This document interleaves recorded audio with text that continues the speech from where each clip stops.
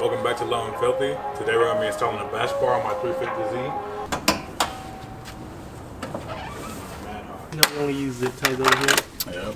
You're in a real mechanic and you're using fucking zip ties.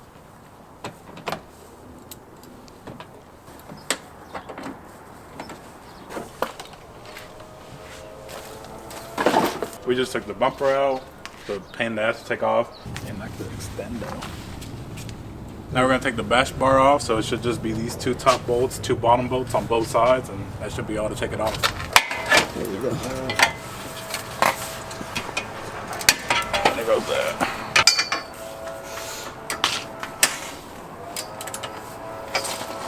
Oh shit. Size that is 30.